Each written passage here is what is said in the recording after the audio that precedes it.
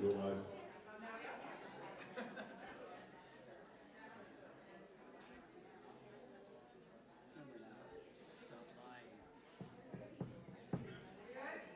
It's not live. It's interesting not being able to see my glasses.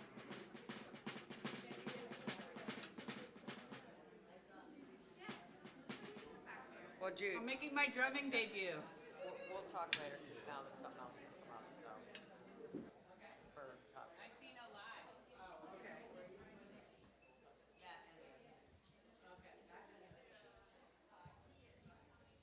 One of these days, you know what? One of these days, I'll pick up play a song on the guitar. I bet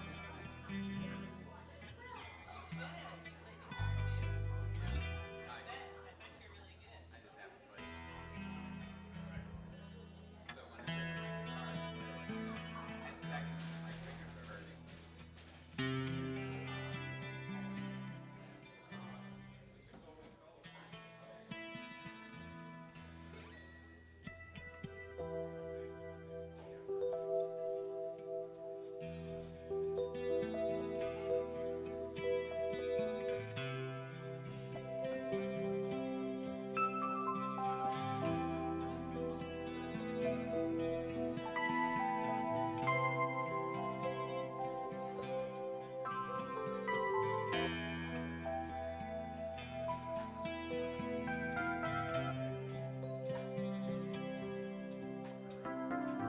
okay.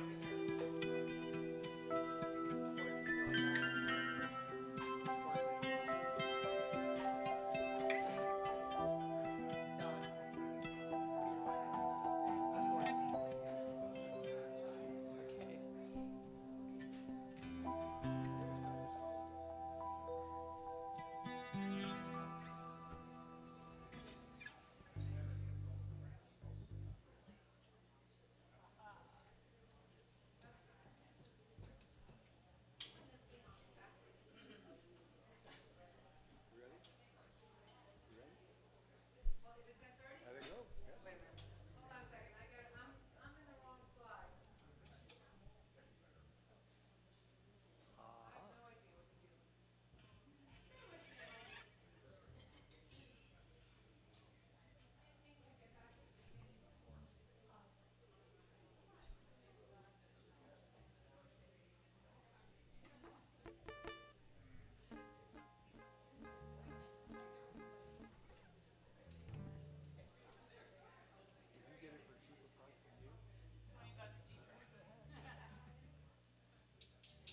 Somebody's gonna make fun. You can buy a good bass for That's the base for 179. which one? This one here? The one that Mike's got on. Oh, that was it. There you had it. Okay, I think I'm ready. There you go. Good morning. Good morning. Good morning. Please stand and join us in singing "Open the Eyes of My Heart."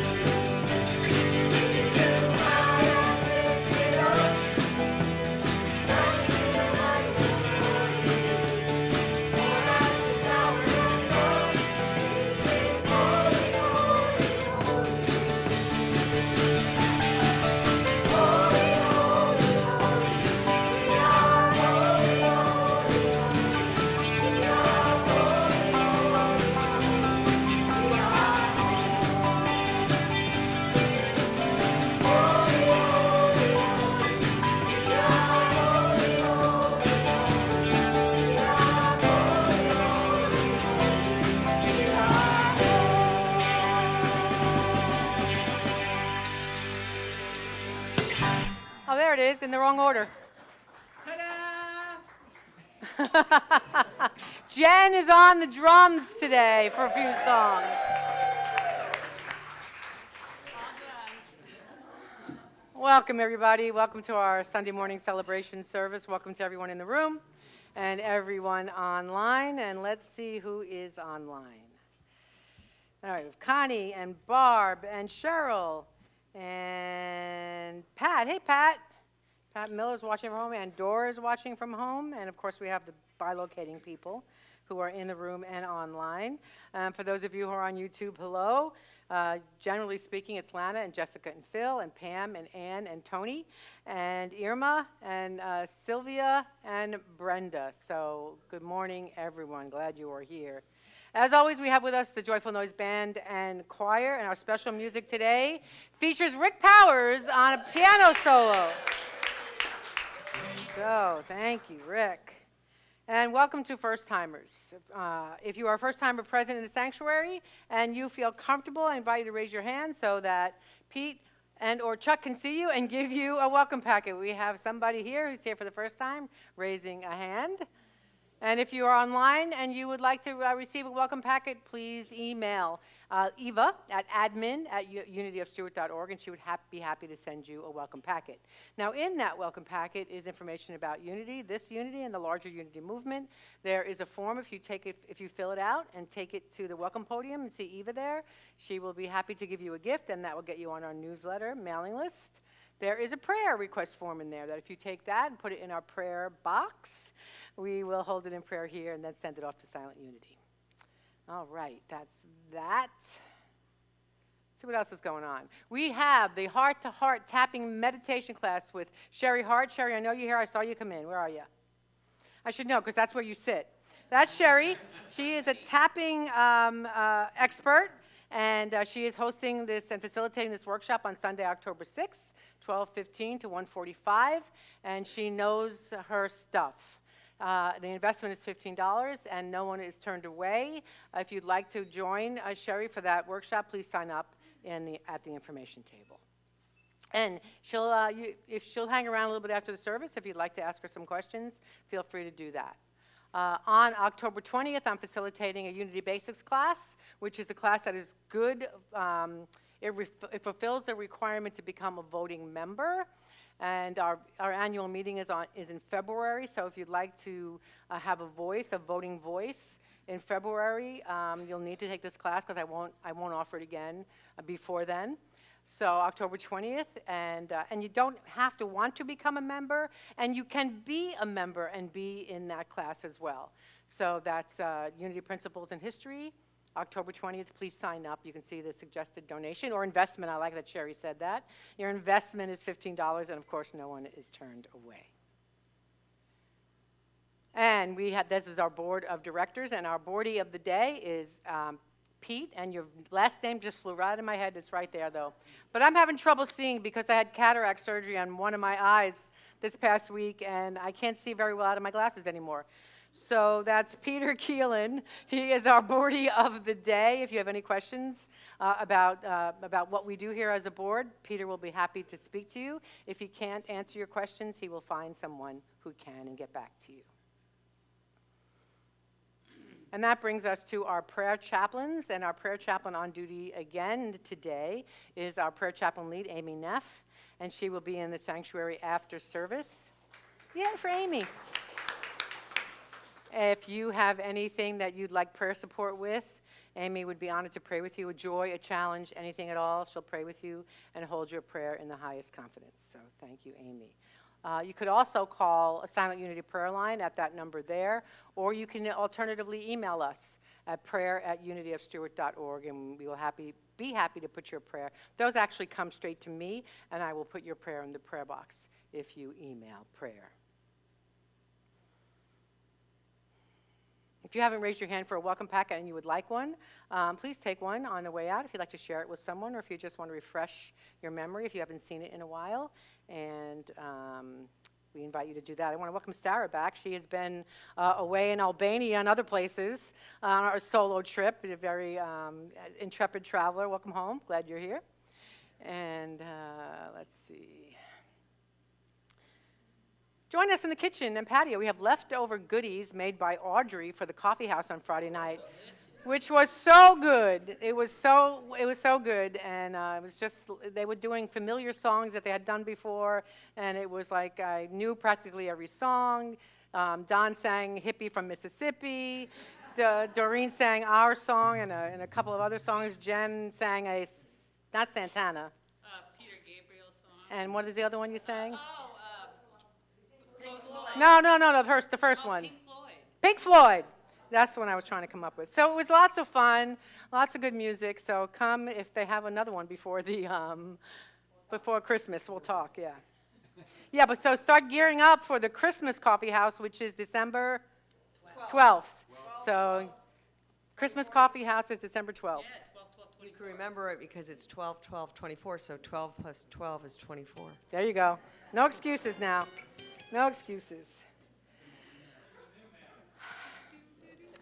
All of that said, what's most important about our community is that we offer a welcome to everyone, no exceptions. Everyone is welcome here no matter what. You honor us with your presence. And when I say no matter what, I really mean that no matter what, you are welcome here.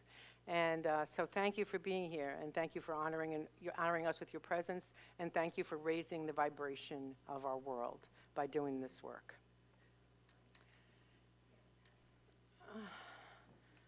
This is really quite something. I have some announcements and apparently no slides.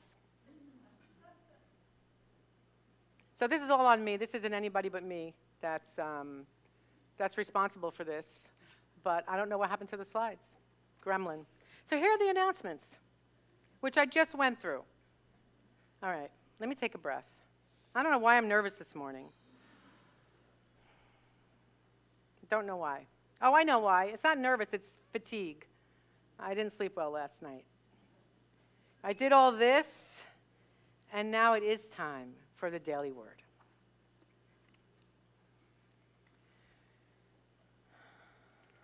All right, I'm going to do that first, and then I'll dedicate the service. I am ready for spiritually inspired action. I am ready for spiritually inspired action. There is a time for thoughts, a time for words, and a time for action. When I have turned something over and over in my mind and have spoken and listened to others speak, it's time to move forward and put thoughts and words into action. In the past, I may have regretted taking no action when I should have. Learning from those missteps, I let go of fear and hesitancy now. I know what is mine to do, and I call upon the indwelling strength and power of the divine to do it. I grow in confidence and clarity of purpose as I take decisive action. So often, getting started is the hardest part. But once I get going, I am unstoppable. Filled with divine zeal, my energy sustains me. I push forward with the power of God as the source and inspiration for my action. And let's take that deep breath together and settle into this now moment. Relaxing into the spirit, the power of oneness that is right here, right now. And letting that spirit and power move in and through us. I am ready for spiritually inspired action. And so it is. Amen. And let's affirm that together. I am ready for spiritually inspired action. Now, just for a moment, imagine that you really are ready for spiritually inspired action. And I invite you to just think of one thing you might do that would be spiritually inspired.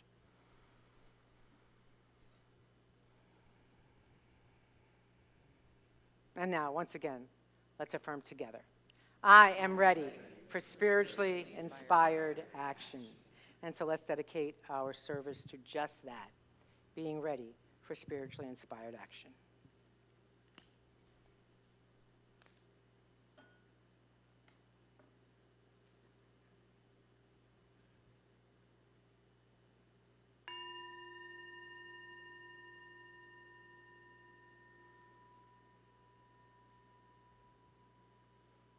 And let's prepare for meditation as we sing Be Still.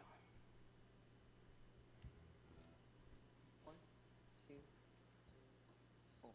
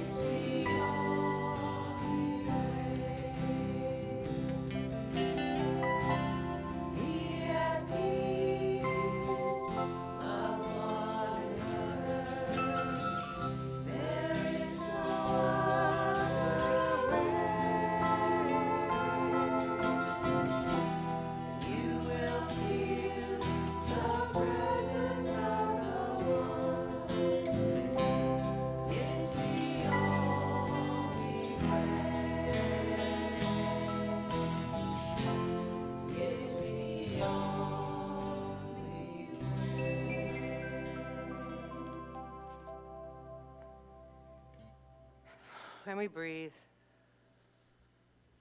deeply, consciously, and if it feels comfortable for you, I invite you to close your eyes and take 3 of those deep, conscious breaths. Dropping shoulders, bringing attention from the head to the heart. And if it feels right, you might want to put your hand on your heart and set the intention to be here now.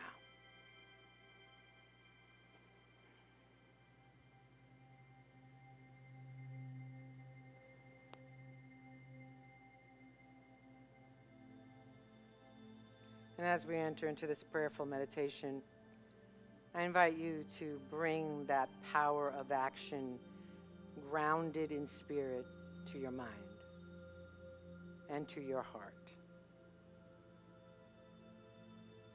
Knowing that action is the outward expression of the divine.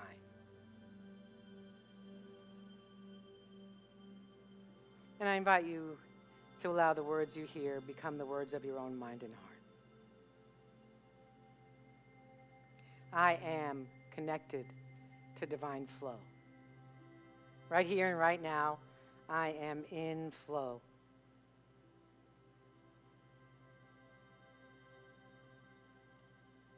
And in that flow, there is spiritual purpose and intention. And I trust that intention. I trust in the wisdom that guides me from within.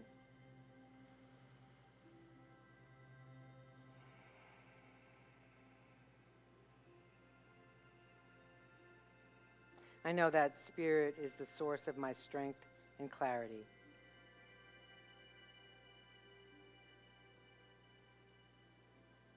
And it is within this source that I find the courage to act, the wisdom to decide, and the compassion to serve.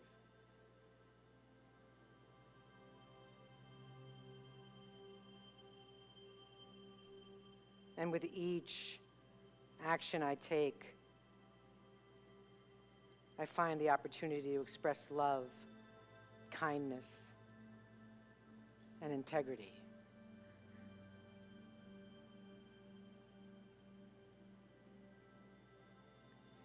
Right here and right now, I know that I am the hands and feet of the mystery I call God. And that mystery moves in and through me, alivening me and enlivening my action.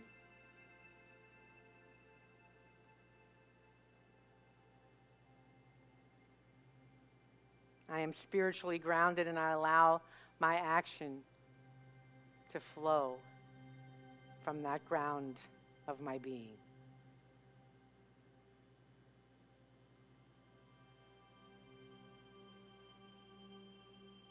I am confident that my thoughts, words, and actions ripple out into the world in powerful, positive ways.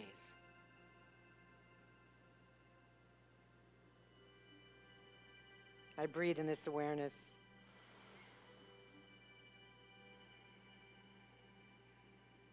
I feel the connection to oneness and to all humanity. And I am guided by love, empowered by spirit, and grounded in divine wisdom. In the quiet.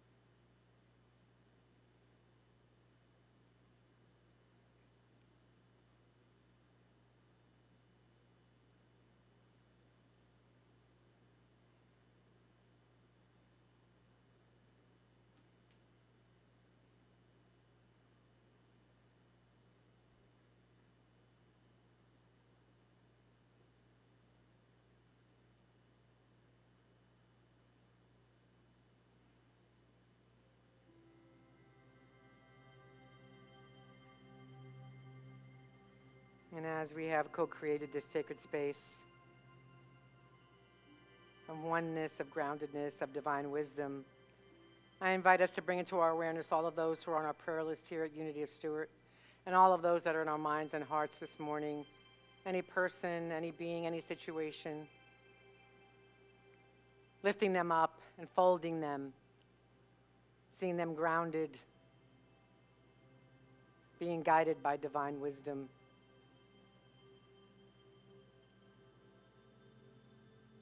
And you may wish to speak names out into this space.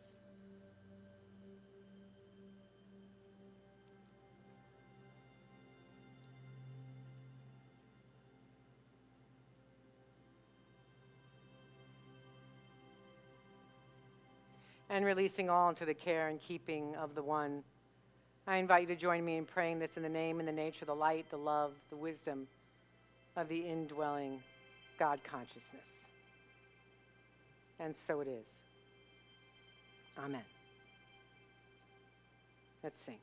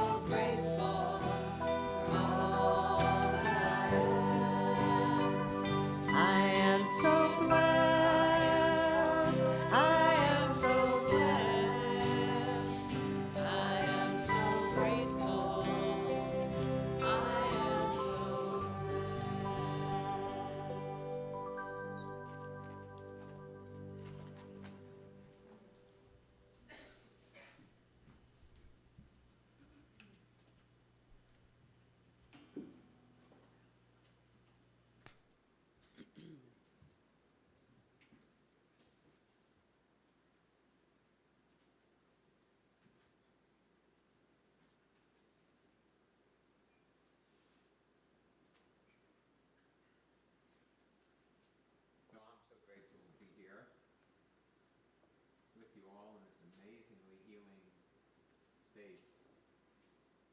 A real blessing. So the song I'm sharing today, I had second thoughts about sharing because I thought it's not enough high notes. It's not uplifting enough. And then I realized it's a good song. It's kind of the journey that we are all experiencing in our minds. Sometimes we're in a good place. Sometimes we're in a little darker place. This song, I invite you to maybe close your eyes or whatever you feel comfortable doing, but try and go on this journey and see where it takes you. So, welcome to Mindful Matters.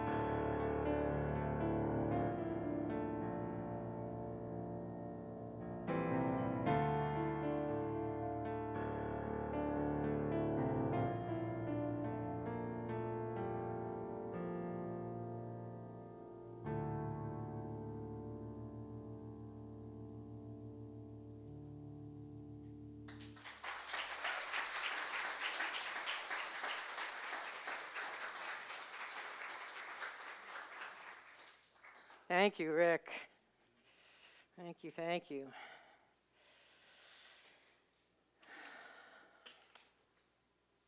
In the summer of 2000, a family of first-time boaters put their brand new 22-foot bayliner into Lake Isabella in the high desert, an hour east of Bakersfield, California. It did not go well. They couldn't get the boat to lift up above the waves, also known as planing. And it was very sluggish even when they took it to full acceleration. And after a discouraging hour, they putted over to a marina and asked for help. A thorough topside check revealed everything to be in perfect working order. The engine was running strong, the outdrive went up and down, and the prop was the correct size and pitch. And one of the marina workers jumped into the water to check underneath, and he was back up in a moment, choking on water, laughing so hard he could hardly speak. Under the boat, still strapped securely in place, was the trailer.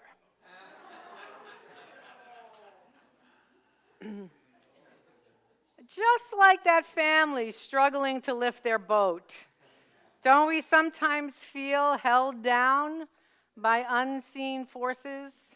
Like we're dragging a trailer around with us? A trailer full of God knows what from our past, right? Old habits, limiting beliefs, fears that keep us from rising above the water, above the waves.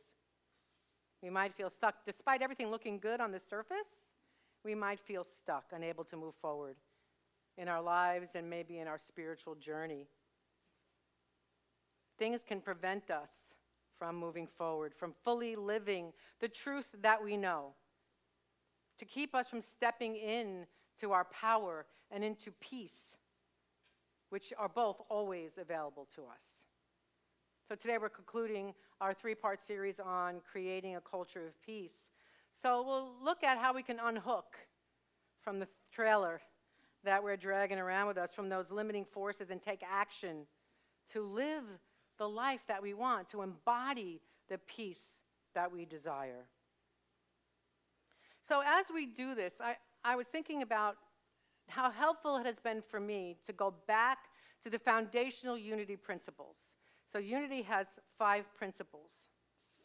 And these principles, which I'll share in a moment, are a roadmap on how to align our thoughts, on our words, and how to take action in our lives as we connect with the divine truth. So they offer us the spiritual tools to not only understand peace on a personal level, but to actively create it in the world around us. In her book, The 5 Principles, Unity minister and author Ellen Davenport says this: "The 5 principles provide steps to lead us from ego to soul, from living unconsciously to living in awareness of truth. Truth is spiritual law. It is creation at our service. Our work is to learn how to wield our spiritual tools in the human experience." So I want to briefly share the first 4, and then we're going to focus on the 5th. God is the one presence and one power, divine intelligence, divine love, divine light, with nothing in opposition. 2, we are made in the image and likeness of divine intelligence, divine love, and divine light. In case you're wondering, I'm paraphrasing these to what I like to read. They're not exactly the ones that you'll find. We are responsible for the thoughts held in mind, and we are responsible for our experiences. And 4, connecting with the divine in prayer and meditation paves the way for a more abundant, harmonious, peaceful life experience. And here's number 5.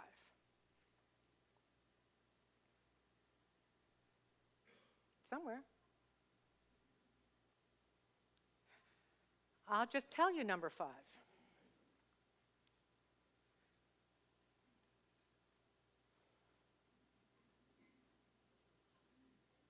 It's like a gremlin, and no matter what I press, I'm not getting back up. We're having a land sale update in a little while. Is 5 about patience? Might as well be.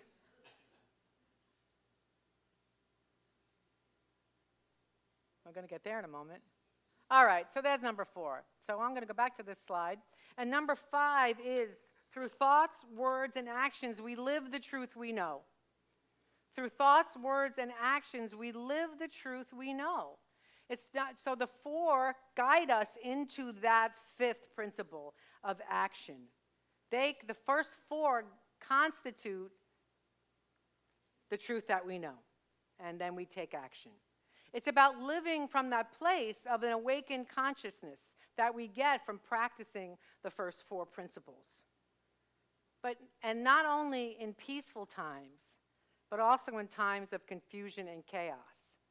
What happens with me in my life a fair amount as I've been doing this work, I was talking to my daughter this morning. She lives in Germany.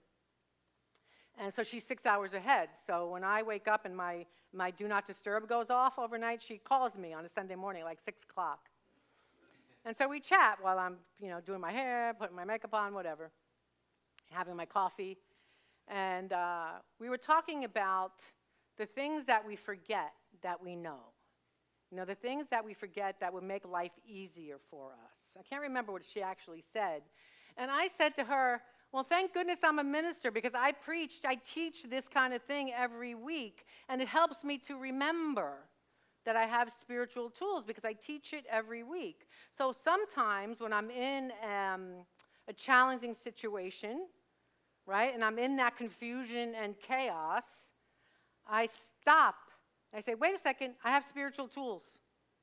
And then I begin to remember what spiritual tools I have. It could simply be the prayer for protection when I'm worrying about one of my kiddos or worrying about something. It could simply be that. I see that as a tool. It could remember, I am one in God. God is one in me.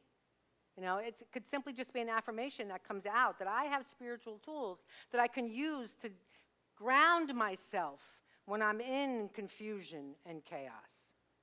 So that's what we are called to do, to live the truth we know.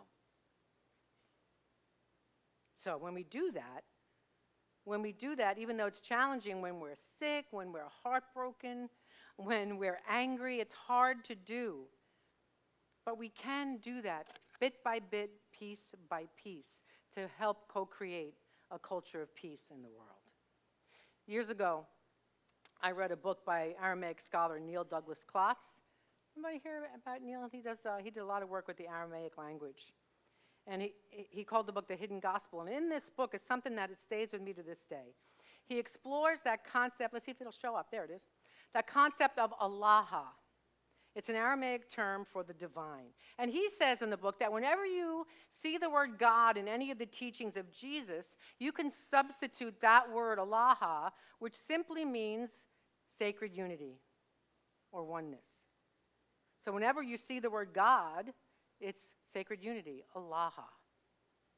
And so for our purposes today, I want to really remind us about that, about what sacred unity is. If we understand the mystery that is God as sacred unity, as Allaha, then we all share in that unity.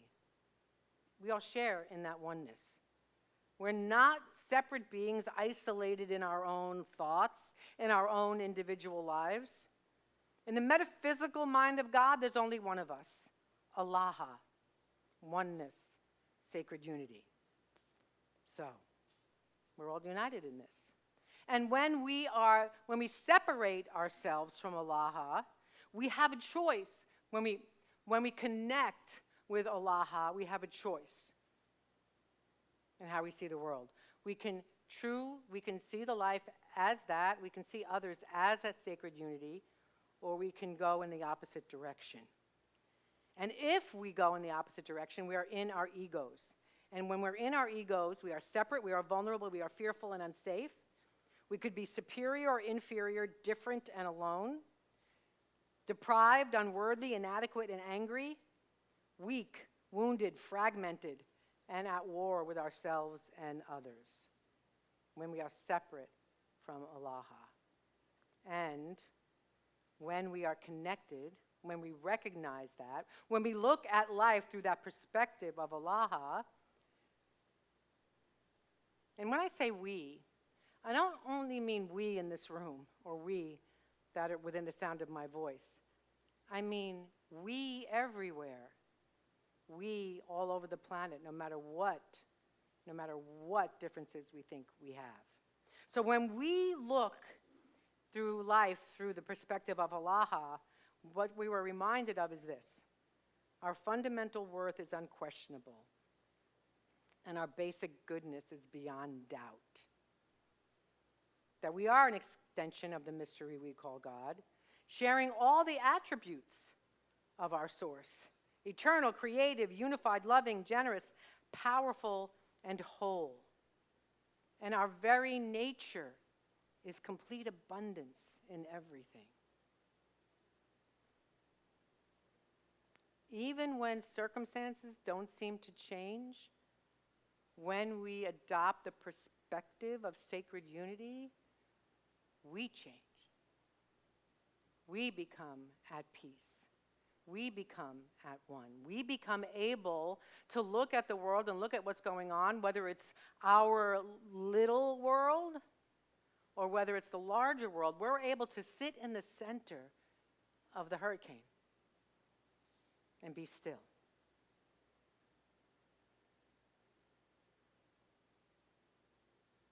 By taking this perspective, we're able to live the truth we know and to take action in alignment with it. And I've said it before and I'll say it again, this is not work for the faint of heart. As a matter of fact, Tibetan Buddhist master Chogyam Trungpa once said, "My advice to you is not to undertake the spiritual path. It is too difficult, too long, and too demanding. I suggest you ask for your money back and go home." This is not a picnic. It is really going to ask everything of you, so it is best not to begin. However, if you do begin, it is best to finish. That's what we're up against when we do this work, because it's challenging to show up in the stillness. And not even just to show up in stillness, because I can fake that with the best of them. But to really be still, to really be able to use the spiritual tools we know and really be still and be at peace in the midst of it. It takes a long time, perhaps. I haven't said this in a while. I'm a stand for a miracle. I'm a stand for every one of you walking out these doors today and getting it like right there. And you can be at peace in every single thing that happens. But alas, I don't think that happens for a lot of us. It takes time. And that reminds me of this story that I don't think I've ever told here, about a young farmer who planted a bamboo seed with great hope. He watered it daily, tended to the soil, and made sure it got plenty of sunlight. Weeks passed, then months, and still there was no sign of growth. The farmer began to doubt himself and thought maybe he was doing something wrong. And so in his frustration, he sought the advice of an elder farmer. He said, "I've done everything right, but nothing is happening. Maybe I should give up." And the elder farmer smiled and said, "Well, you planted bamboo. Bamboo is special. For the first few years, it shows no sign of growth above the ground. But during that time, it is growing deep roots, strong and wide, so when it finally starts to grow, it shoots up incredibly fast. Keep watering and tending to it. Your efforts are not in vain, even though you cannot see the results." The young farmer decided to continue his daily care, and after 5 years, almost overnight, the bamboo tree grew over 90 feet. I looked at, I couldn't believe it when I read that story, and I did researching. Oh, I'm doing a typewriter, you see that? Researching on Google and seeing if it's a myth, if it's true. And yes, it's true. There are some bamboo seeds don't do that. They'll grow like normal, and some bamboo seeds will take all that time, and they can grow 1/4 of an inch like an hour after that. It's really quite something. And so when we think about our own spiritual practice and our own tools, do not despair. It's best not to quit, because we don't know when the miracle is going to happen. We don't know when we're going to have that big leap in our awakened awareness, in our practicing the presence of God. We don't know when that's going to come, so we are called to keep at it. The foundation is always being laid by what we do, by how we show up, by our prayer and meditation practice, and by all the things that we do in our daily actions. Because we're called to apply these in our daily actions, in our everyday lives. It's one thing to connect with what we call God, with divinity in the times of meditation, and it's another to do it when we're out in the world with challenging people, with sickness, with financial issues, with whatever challenges are going on in our lives. So integrating these principles partly means affirming health, even when we're surrounded by messages of illness. It means claiming abundance in the face of economic uncertainty. It means choosing love in every moment when we're surrounded by examples of inhumanity. It means taking action when we notice something in ourselves needs to change. And it means taking action when we notice something in the world that hurts our heart, to help that to transform.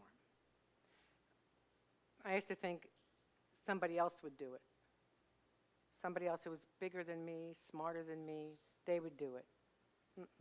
They are doing it, but we need to do what we are called to do right where we are with what we have in this now moment.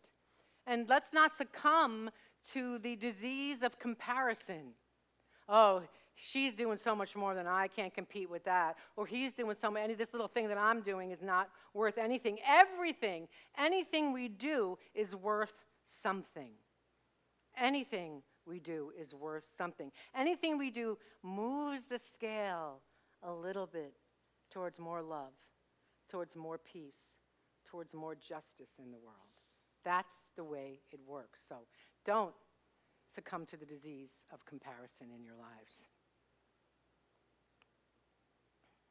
It is through our willingness and our action that we rise above all the stuff that's here. It's through our willingness, through our action, through our prayer, through our meditation, that we can be that force for good in the world. When we go underneath and we see what we're dragging around on our own personal trailer, and we start to do the work on that, we're able to be more love in our family. We're able to be more love in the workplace. We're able to be more love in the world. That's the way it works. We need to be willing to look at what might be holding us underneath. We are divine expressions calling to shed sacred unity, the light of Allah, over our space, over our world, over each other. And it will extend, the ripple effect extends far and wide. Once we make that little bit of change in our energy, it changes the energy around us. You know, we have like an aura of energy, right? Scientists say this. It's not just woo-hoo stuff. We carry have you ever walked into a room where two people are fighting? You felt that energy in the room, right? We carry an aura around us. So once we uplift our own energy, like my energy I get here, I have uplifted energy. She feels it. Doreen feels it a little bit. Feels that up. Yeah, I know. It's really quite something, isn't it? We bring. So here's the last thing I'm going to leave you with. Is that if you are going through a challenge in your life, but let's just stick with one person, and you're wanting to have a conversation, or you feel like you need to have a conversation with somebody, and it's going to be a challenging conversation with someone, and you might have a little bit of fear around it, start from the bottom of your feet and raise the energy of love in your body. Think of something that you love, a family member, a pet, something that you love, and create that energy of love in your body. And when you create that energy of love in your body, push it out from you towards that person. Whether it's on Zoom, whether it's in just as you're walking, you're pushing that energy out to that person. And so your love is meeting that person before you even get in the room. That makes a difference. And if it doesn't make a difference to that person, and I always hope it will, it'll make a difference for you. Sacred unity, action in the world. Let us move forward, creating the world that we say that we want. Let us become more awake. Let us practice the presence of spirit, of sacred unity, so we can be a force for the change that we want to see in the world. I claim this truth for each and every one of us. Namaste.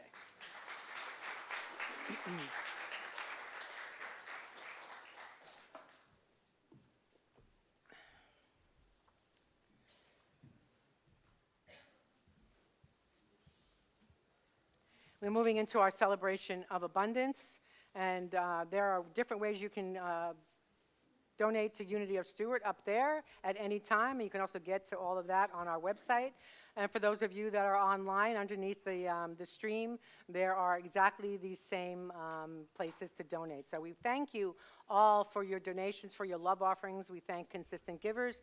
We thank you for the service work you do in our church. Don just changed a hinge. We're going to call on him. He doesn't know this yet. We're going to call him to change some batteries in our fire system. Ray Rice did some stuff in the sanctuary, and he's looking at our sprinklers right now. There are people that show up and just do things around this church that is valuable as well. So thank you, everybody, for your offerings and for your service. Let us affirm our prosperity prayer and then our love offering blessing together. In a universe overflowing with the allness of God, all the needs of Unity of Stuart and those we serve are instantly, constantly, and bountifully met. From every direction, known and unknown, expected and unexpected, our abundant good comes to us now. We are grateful. Amen. And our love offering blessing together. Divine love, as me, blesses and multiplies all that I have, all that I give, and all that I receive. I give and receive always in love. Let's sing about it.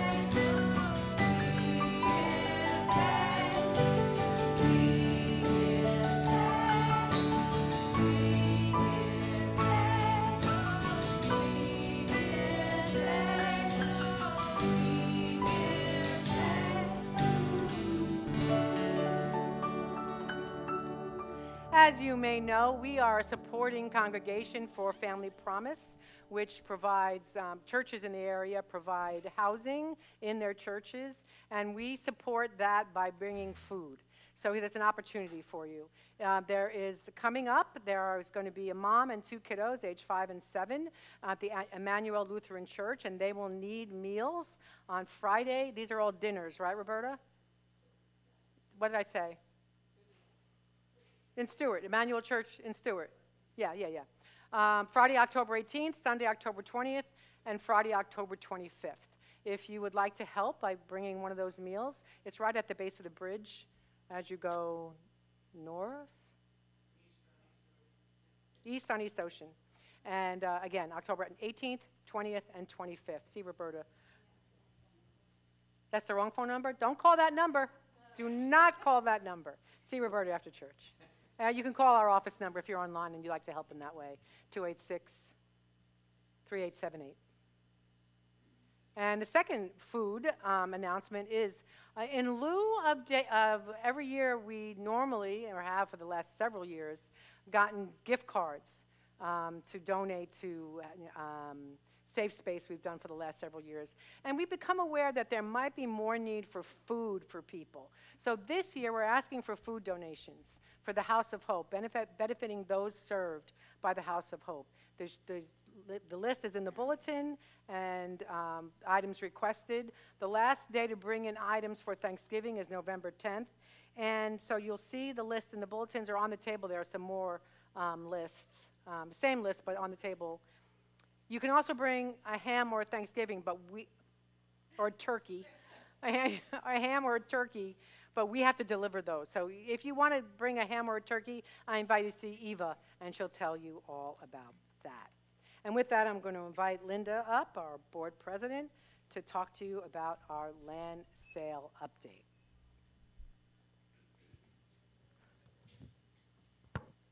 Good morning. On the behalf of the board, I wanted to provide an update on the sale of the portion of the land that is behind the church here, beyond the meditation garden, and over here to the side. We have had that listed for some time. So there's bad news, and then there's hopeful news. The disappointing news is that the previous buyer under contract with us has backed out. They felt the project was going to take more time and be more complicated than they wanted. At issue is a tree mitigation and sewer line costs. According to city code, when trees are removed, they or similar plants need to be planted.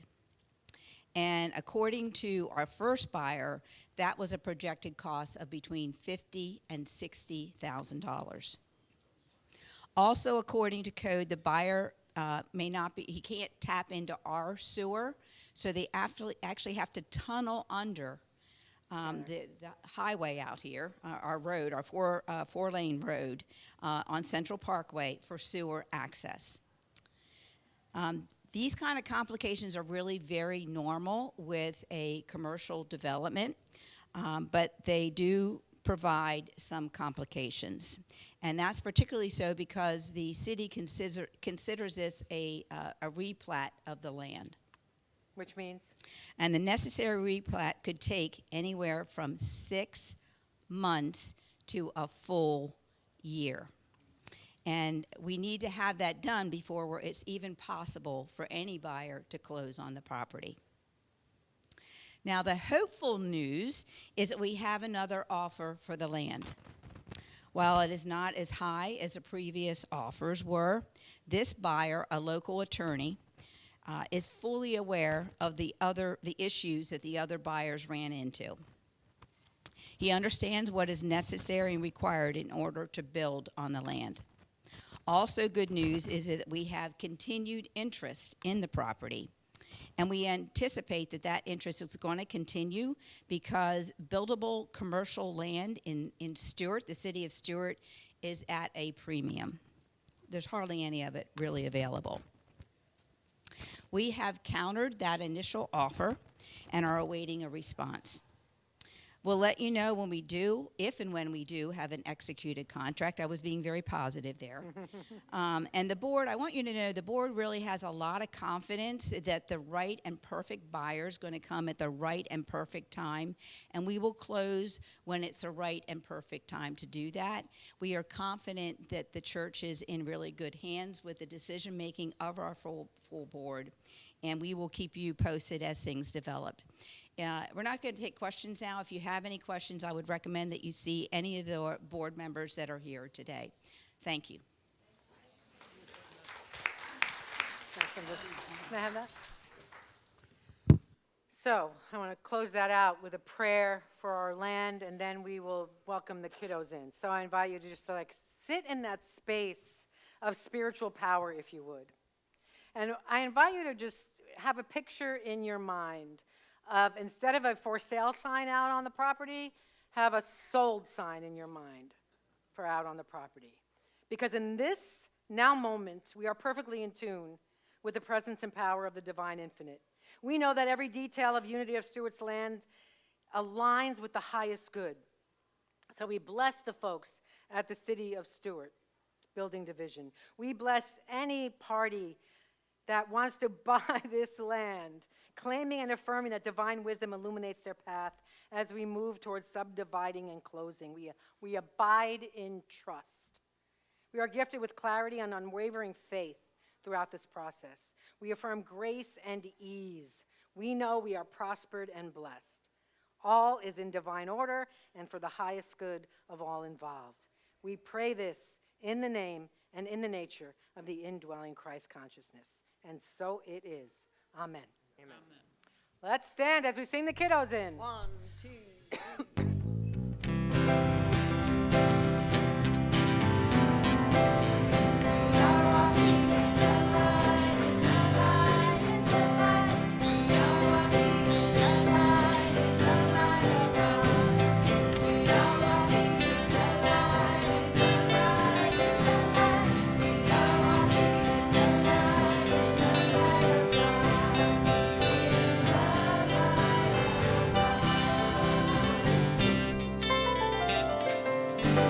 And please be seated. Hey, how's it going? I love when we have tall youth in the room. Anybody have anything they want to share? And I love it when we have not so tall youth in the room too. This is Nova. Okay, so today we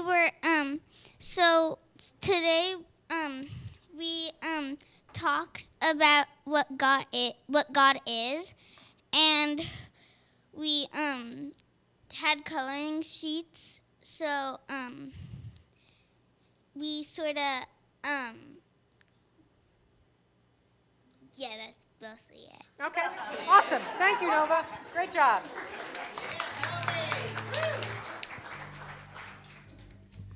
Hello. Hello, Miss Jen.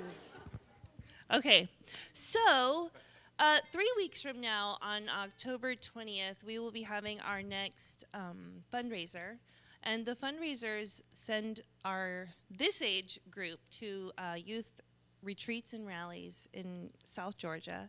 And I am wondering if anyone would like to make a salad or a soup for our fundraiser. I always ask very specific people who I know like to cook and would like to help, but I wanted to open it up and see if anyone else that I don't know is a chef in disguise and might like to share their gifts with us and bless the youth You in can that see way. Jen afterwards. Yep, But, I mean, let if you me want to know. raise your hand right now. On the spot. Okay.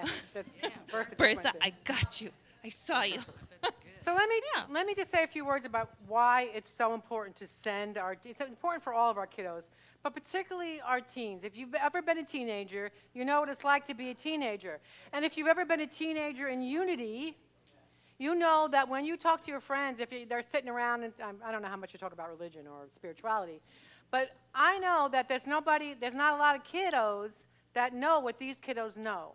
That know that. So when they go to these rallies and these retreats, they're with 50, 60, 70 other kids, sometimes more, that are like-minded and that are learning the same things these kiddos are, which is why we do our best and ask you to support sending them to rallies and retreats. So thank you for the fundraisers. Thank you for supporting that. Are you all set? Yes. All right. Let us bless our kiddos in song.